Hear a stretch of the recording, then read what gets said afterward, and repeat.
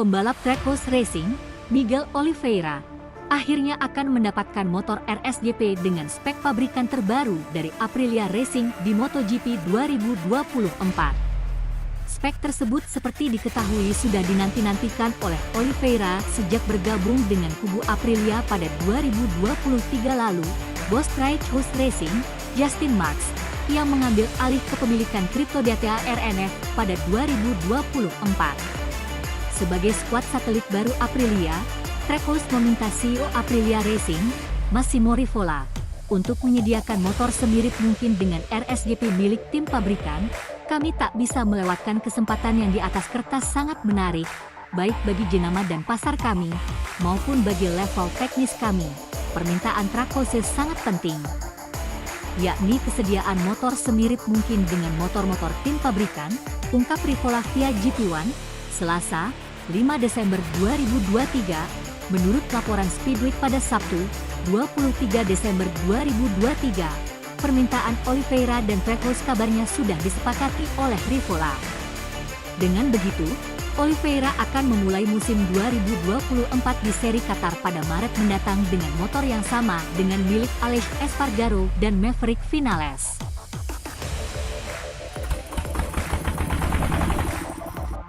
Marc Marquez tak terlalu ambisius menyamai rekor 9 gelar dunia milik Valentino Rossi dalam waktu dekat di MotoGP. Meski begitu, ia sudah cukup merasa terhormat digadang-gadang menyamai rekor musuh bebuyutannya sejak 2015 itu, yang uniknya tetap ia akui sebagai legenda besar lewat siniar Top Sport. Marquez pun mengaku senang punya 8 gelar dunia selama berkarir di Grand Prix sejak 2008. Terus menambah koleksi mahkota juara tentu menjadi targetnya. Namun, berhasil atau tidak, ia mengaku tetap merasa terhormat namanya bisa bersanding dengan para legenda MotoGP. Valentino adalah merupakan salah satu dari para rider terbesar, para rider terhebat di MotoGP. Ia adalah legenda besar. Giacomo Agostini adalah legenda yang lain. Mick Doohan juga legenda yang lain, ungkapnya seperti yang dikutip oleh Crash.net pada Kamis, 28 Desember 2023. Semua rider yang meraih gelar adalah pembalap super. Beberapa beruntung dengan terhindar dari cedera, sementara beberapa kurang beruntung. Beberapa pembalap juga mampu mengendalikan situasi lebih baik. Saat ini, sudah jadi sebuah kehormatan mendapati nama saya di antara para legenda ini, lanjutnya. Di lain sisi, Marquez juga tidak terlalu menggebu-gebu berusaha menyamai rekor Rossi. Pasalnya, ia baru saja mengalami masa-masa kelam di Repsol Honda, yakni momen buruk yang mendorongnya memutuskan hengkang ke Ducati lewat Gresini Racing. Ia pun merasa proses adaptasi bakal dibutuhkan. Saat ini, saya tak berpikir menyamai rekor Rossi, karena saat ini saya jauh dari level saya. Saya juga tak bisa menghadapi musim depan dengan berkata, aku akan coba merebut gelar.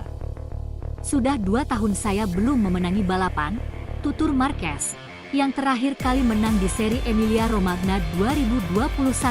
Jadi, dengan statistik ini, saya tak bisa menghadapi musim berikutnya dengan berkata, kini aku akan memenangkan gelar, pungkas Marquez.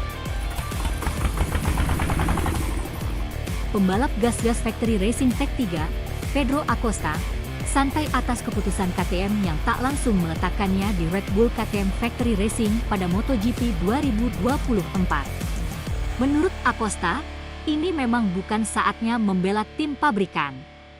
Alhasil, ia tak keberatan membela tim satelit lebih dulu. Kami akan membela gas-gas dari awal sampai akhir. Kami punya motor yang sama dengan motor tim pabrikan. Satu-satunya yang berbeda adalah motor saya berwarna merah, ungkap pembalap berjuluk El Tiburon de Mazarrón ini dalam wawancaranya dengan Marca pada Selasa, 19 Desember 2023. Itu yang saya katakan kepada mereka.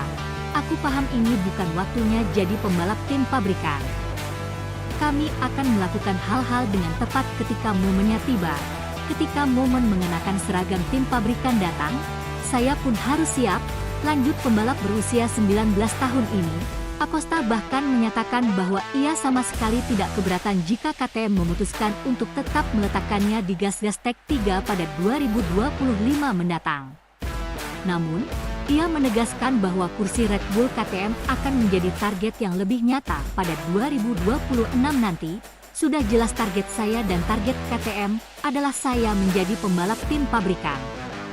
Saya ingin membawa tim pabrikan menang, yang merupakan target dari proyek KTM, ungkap Acosta, yang selalu membela KTM sejak berusia 14 tahun, baik di Rookies Cup maupun Junior GP. Memang benar bahwa saya tak keberatan jika harus menghabiskan waktu setahun lagi di tim satelit, tapi target semua rider adalah jadi pembalap tim pabrikan, apalagi dalam pabrikan sekompetitif KTM, pungkas Acosta. Ajang balapan sudah tidak asing lagi dengan gadis payung atau Umbrella Girl, yang juga diterapkan di MotoGP. Penggemar balap MotoGP pasti sudah sangat sering melihat Umbrella Girl sebelum perlombaan dimulai. Para Umbrella Girl MotoGP ini juga terkenal berparas cantik serta bertubuh tinggi layaknya model.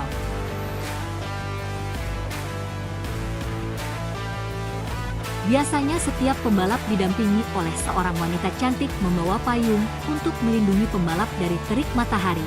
Rupanya memang saat ini, bisnis penyedia jasa Umbrella Girl banyak mengontrak para model mulai dari model pemula hingga yang sudah profesional. Pantas saja para Umbrella Girl sering berpenampilan bak model fashion ternama.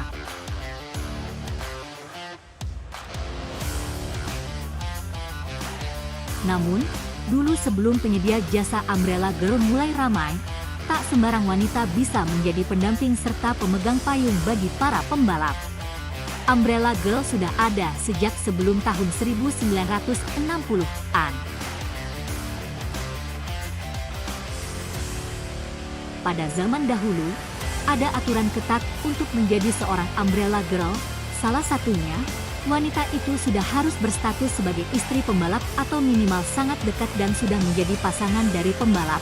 Itu sebabnya banyak wanita yang bangga kalau sudah menjadi Umbrella Girl, sebab menunjukkan status resminya sebagai istri dari pembalap. Pada masa itu, belum ada perusahaan yang menyediakan jasa Umbrella Girl seperti saat ini. Salah satu Umbrella Girls pertama yang tidak berstatus istri atau pasangan pembalap adalah Rosa Ogawa yang menjadi gadis payung bagi beberapa pembalap di era 1960-an.